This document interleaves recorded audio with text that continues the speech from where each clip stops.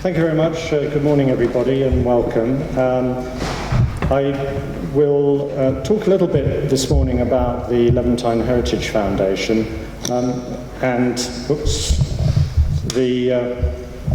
you will see some of the same slides as yesterday, but the topic will be more about Levantine heritage and what we're doing than the same words I used yesterday. Yesterday we had an excellent start, good series of presentations, and we were delighted that the Mayor of Beyoğlu was here to open the conference. One of the key areas of discussion yesterday was the definition of the Levantines. Who were they? And so I just want to explore that a little bit in the context of Levantine Heritage Foundation. And perhaps to do that by illustration to my own background. So I am a Levantine by origin. Maybe Rinaldo Mama will say I'm a near Levantine.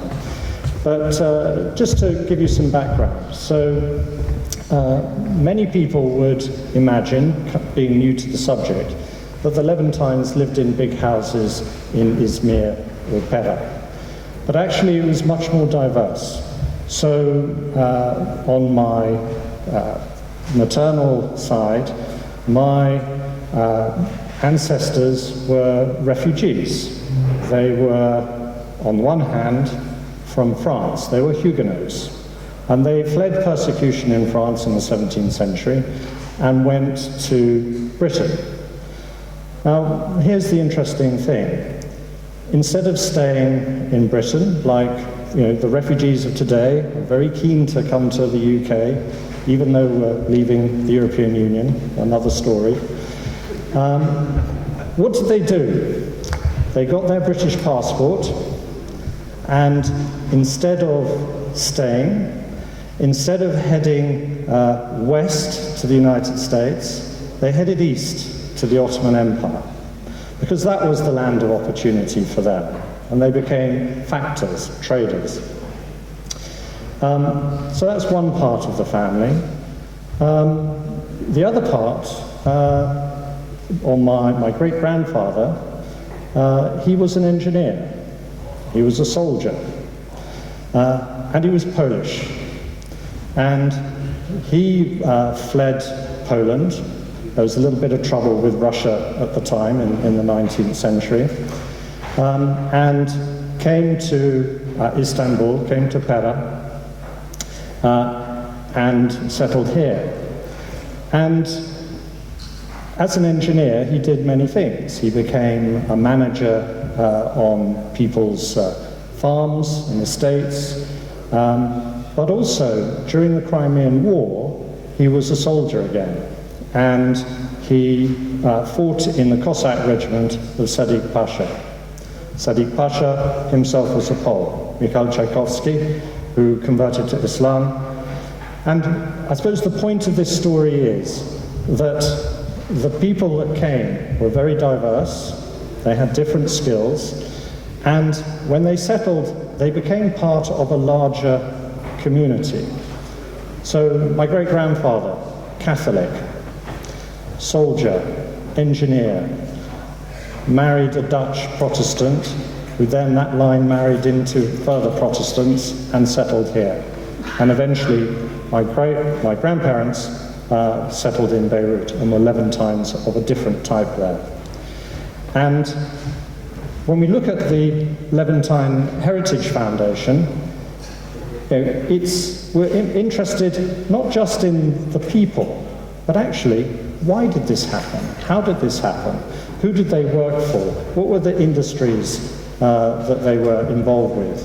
What was the sort of political, social and economic climate? And so, in Levantine heritage, the two words are the key things. We are interested in Levantine heritage, not only the people, but the whole place, environment, interactions that they were involved with. And so when we have debates about who were the Levantines, were they a small group of foreigners in the Ottoman Empire? We're much beyond that. We are inclusive. It's all the communities that they were involved with. And the Levantine Heritage Foundation looks at the whole picture and is dedicated to that. So we're interested in three things. So education, so telling people about the history, the heritage. Research, finding more, answering these questions. Where did these people come from? Why did they come here? What was going on at the time in the place? What created those economic and social conditions that allowed these communities to flourish? Preservation. So much has been lost already. We heard yesterday about records sort of disappearing and being hard to access.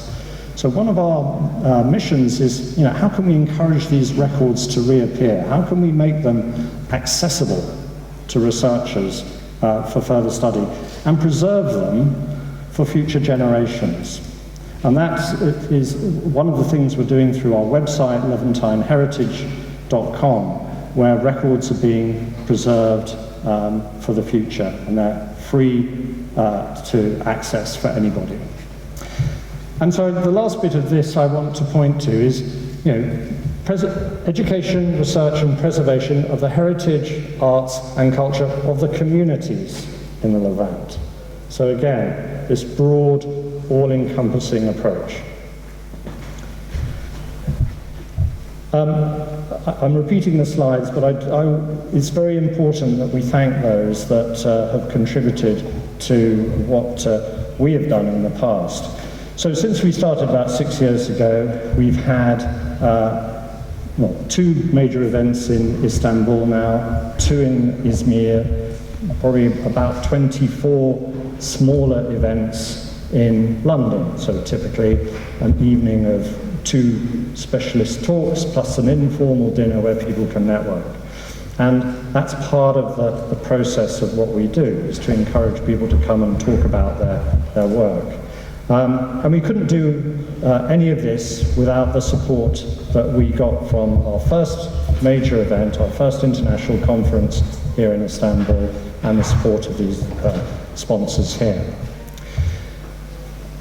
I'm going to keep on promoting the next event, so if you can come to London, our second international conference is going to take place in November, 2nd to the 4th. And it's all about shipping and trading. Again, this point about the networks of trade, the knowledge that went with it, the interactions, very important to our mission. And lastly, again, this conference could not have taken place without the very generous support of the Beyoğlu municipality, the Italian Institute of Culture, where we are today, and who supported us in 2014, and the Kültürkomitee Vakfı, who have also provided their support.